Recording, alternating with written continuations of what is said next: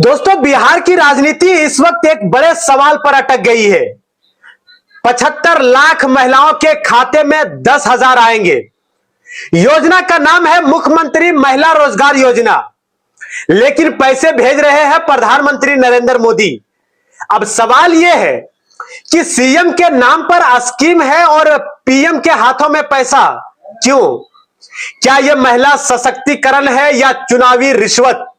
दोस्तों, मैं हूं नूरानी मैमून और आप देख रहे हैं आयान फास्ट न्यूज।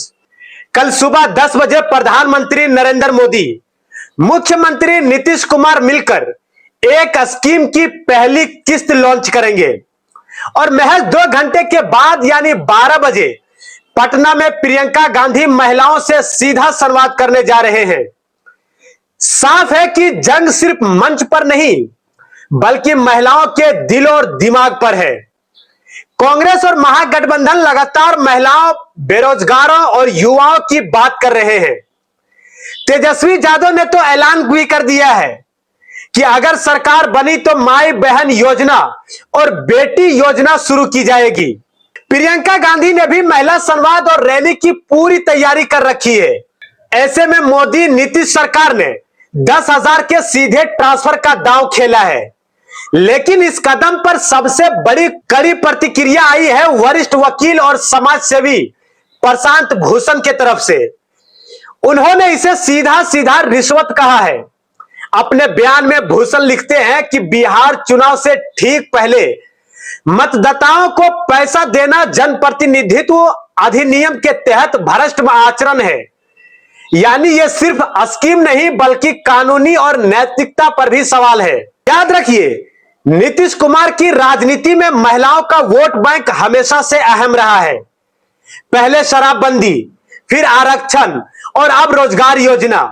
महिलाओं को लेकर उनकी रणनीति हमेशा सुर्खियों में रहती है, लेकिन इस बार हालात अलग है। महागठबंधन की रणनीति ने सत्ता पक्ष को बैकफुट पर ला दिया है। तेजस्वी लगातार कह रहे हैं कि बदलाव होकर रहेगा। जनता इस बार तैयार है। अब उसी बदलाव को रोकने के लिए सरकार महिलाओं के खाते में पैसा डाल रही है। सरकार का तर्क है यह तो हमारी स्कीम है, हाल ही में पास की गई योजना, लेकिन विपक्ष कह रहा है यह स्कीम नहीं रिश्वत है। अब आइए जरा आंकड़े से समझते हैं। 1 करोड़ 11 लाख महिलाओं ने फॉर्म भरे। 36 लाख महिलाओं को पहले ही बाहर कर दिया है। अब बची है 75 लाख महिलाएं और हर महिला को पहली किस्त 10,000 मिलेंगे। कुल खर्चा लगभग 7,000 करोड़ रुपए।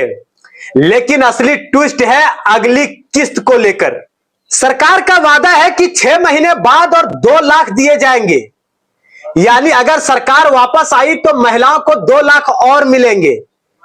अब गांव देहात में जब कार्यकर्ता प्रचार करेंगे तो शायद यही कहेंगे कि 10,000 अभी और सरकार बनाओ तो सीधा 2 लाख रुपए पक्का।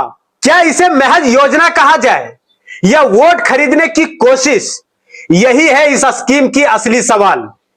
एक और दिलचस्प बात यह है कि प्रधानमंत्री मोदी ने खुद को रेवड़ी कल्चर पर बार बार हमला बोला था। आपको पहले से भी याद होगा। कल हमारे देश में मुफ्त की रेवड़ी बांटकर वोट बटोरने का कल्चर लाने की भरसक कोशिश हो रही है। कहा था कि मुफ्त की राजनीति देश की अर्थव्यवस्था को तबाह कर देगी। ये हमारे नहीं, नरेंद्र मोदी के बोल हैं।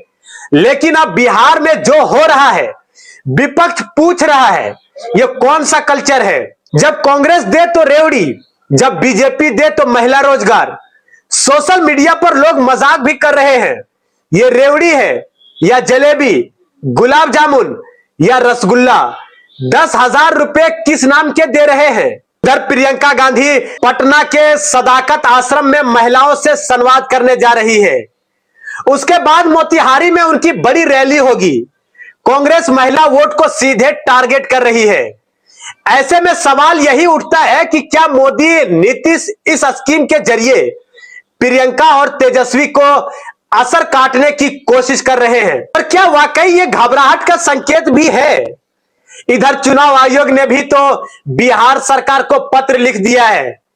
आदेश है कि चुनाव से पहले होने वाले तबादले और पोस्टिंग का ब्यौरा तुरंत दीजिए, क्योंकि चुनाव की घोषणा होते ही पूरा कंट्रोल आयोग के हाथ में होगा। मतलब साफ है, चुनाव की तारीखें अब बहुत करीब है। चर्चा है कि अक्टूबर के पहले हफ्ते में तारीखों का ऐलान हो जाएगा और नवंबर से पहले पहले बिहार का नतीजा भी सामने आ जाएगा। लेकिन कहानी यही खत्म नहीं होती है दोस्तों। दिल्ली की राउज एवेन्यू कोर्ट ने 13 अक्टूबर को लालू यादव, राबड़ी देवी और तेजस्वी यादव पर आरोप तय करने का आदेश दे दिया है। आईआरसीटीसी होटल टेंडर केस में यह सुनवाई होगी। सीबीआई ने धोखाधड़ी और भ्रष्टाचार के आरोप भी लगाए हैं। चुनाव से ठीक पहले यह केस क्या असर डालेगा, यह भी एक बहुत बड़ा सवाल बना हुआ है। बीजेपी निश्चित तौर पर इसे चुनावी मंच पर उठाएगी और अगर आरोप तय होते हैं तो रैलियों में यह मुद्दा गर्म रहेगा। लेकिन दूसरी तरफ लालू परिवार के खिलाफ कार्रवाई से उनके समर्थकों में सहानुभूति भी बढ़ सकती है, यानी यह खेल दो तरफा माना जाएगा। तो दोस्तों तस्वीर साफ है, एक तरफ प्रियंका गांधी और तेजस्वी यादव महिलाओं, बेरोजगारों और गरीबों की राजनीति कर रहे हैं, दूसरी तरफ मोदी नीतीश सरकार महिलाओं के खाते में 10,000 रुपए सीधे डाल रही है। बीच में चुनाव आयोग और अदालत की गहमा गहमी भी है। बिहार का चुनाव इस सिर्फ वादों और रैलियों का नहीं है, बल्कि पैसों की योजना बनाम विपक्ष की चुनौती का मुकाबला है। अब असली सवाल यही है कि क्या 10,000 सच में वोट बदल देंगे या बिहार की जनता बदलाव का मन पहले ही बना चुकी है। आपकी राय क्या है, कमेंट में लिखिए। वीडियो को शेयर कीजिए और जुड़िए इस सियासी जंग के हर अपडेट के लिए। बने रहें हमारे आयान फास्ट न्यूज के साथ। मैं हूं नूरानी मैमून।